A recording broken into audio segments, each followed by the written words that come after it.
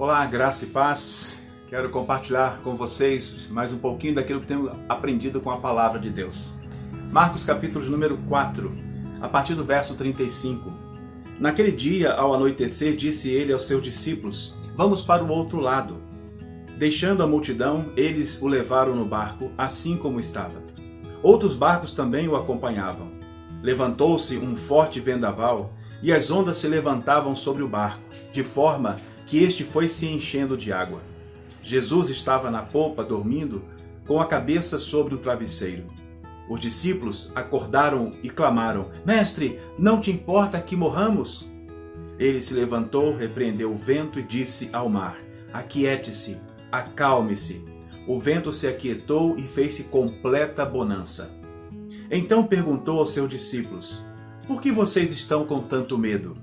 Ainda não têm fé? Eles estavam apavorados e perguntavam uns aos outros: Quem é este que até o vento e o mar lhe obedecem? O que eu aprendo com o texto basicamente está baseado aqui em 4 perguntas que o texto nos fala. Primeira pergunta feita pelos discípulos, verso de número 38. Mestre, não te importa que morramos? Uma viagem tranquila, uma viagem a convite do próprio Jesus, plano de Jesus, passemos para o outro lado, e de repente uma tempestade se abate, uma tempestade se levanta.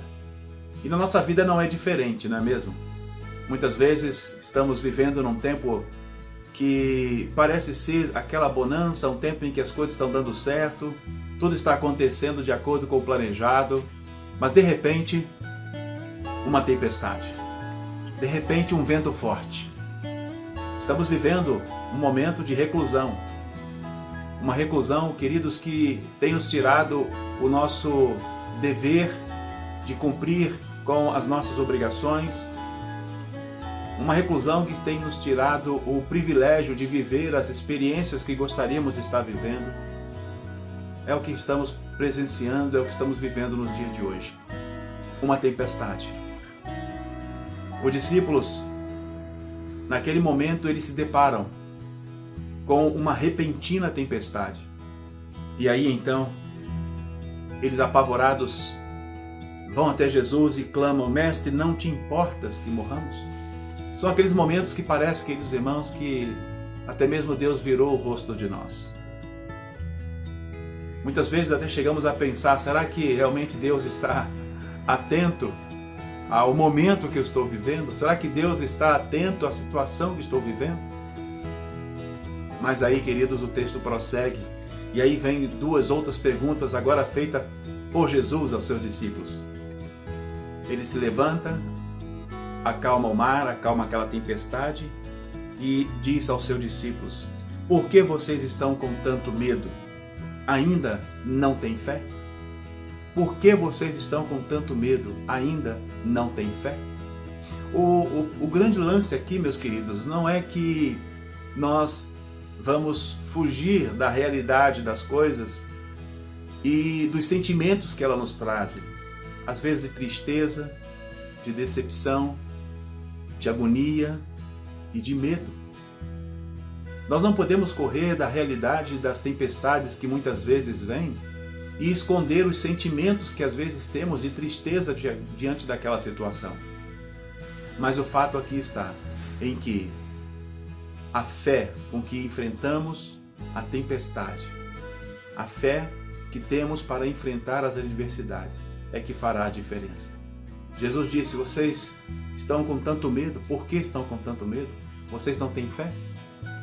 Então o grande lance aqui não é impedir que a tempestade venha, mas se temos fé para resistir às tempestades e continuar lembrando que as promessas de Deus se cumprem nas nossas vidas. Foi Jesus quem convidou os discípulos para aquela viagem. Essas 2 perguntas de Jesus nos remetem ao versículo 35. Vamos para o outro lado. Foi um projeto, foi um plano, uma estratégia traçada pelo próprio Jesus, e ele estava no barco. E aí então vem a 4ª pergunta, que está no verso número 41.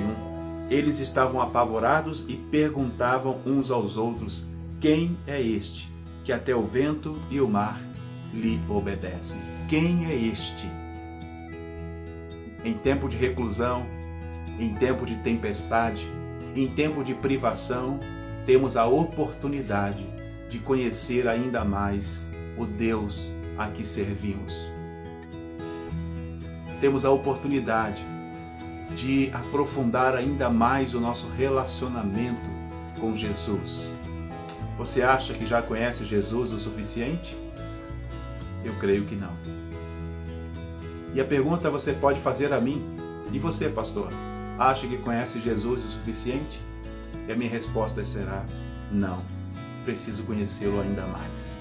Então, no tempo de tempestade, no tempo de privação, vamos conhecer ainda mais aquele que prometeu estar conosco todos os dias. Que o Senhor te abençoe, que o Senhor te guarde. Um forte abraço no nome de Jesus. Amém.